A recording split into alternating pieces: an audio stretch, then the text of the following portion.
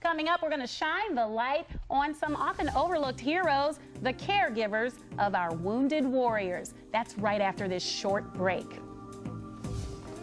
According to a recent RAND study, there are approximately 5.6 million caregivers in the U.S., and 20% of those are caring for someone who served in the military after 9/11.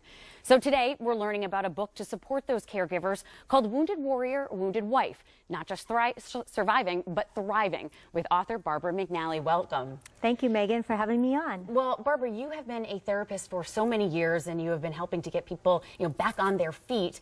You're talking about in this book some of the stories that people don't like to talk about all of the time. So take us back to the day when you decided to write this book. Well, the impetus for writing the book was I was driving across the Coronado Bridge and I saw a man jump to his death. And I thought of his wife and his family, and I did a little digging and found out he was a wounded warrior who felt like he didn't have any other options. And working with wounded warriors and their wives, I wanted to give them hope and tools and resources. So that was the impetus for writing the book. That must have just taken your breath away, and we're so grateful that you were able to put your words into writing. He's not the only one. The statistics are high for suicide, right? Right, it's 22 a day, and I wanted to turn his horrific death into something positive. And everybody heals differently and individually, so these are stories that everyone can relate to. And who knows the wounded warrior better than his wife or his mom? Right. And she'll know what tool might help him. And by reading the book, she'll figure out, like, oh, this is a great idea, this he'll love, and just giving them a reason to live and a reason to go on after war. That's something that's big, and you talk about it a lot in the book. It's not just about spreading awareness on social media. It's about giving them different examples and reasons to keep moving forward, right? What are some of them that are in the book? Well, one is Project Healing Waters, fly fishing. I like to think we're all on a hero's journey and crossing that bridge, and we either get the resources and the tools we need to heal, or we jump off. So we need somebody to give us those resources and tools.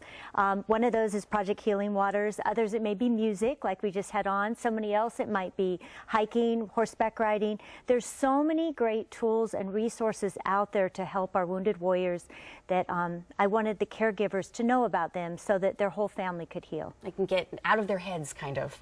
Right, out of the isolation and the depression.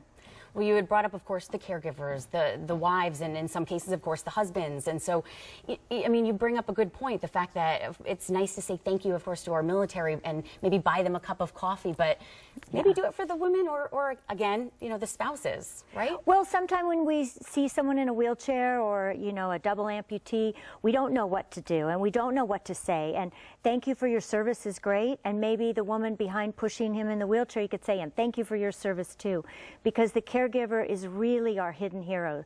She is the one behind when the medals are done being given out, when the parades have ended, they've been discharged from the military. It's the caregiver, his wife, who is caring for him. And these are women in their 20s. As you said, post 9/11, all these women have three distinct characteristics. They're younger than 30.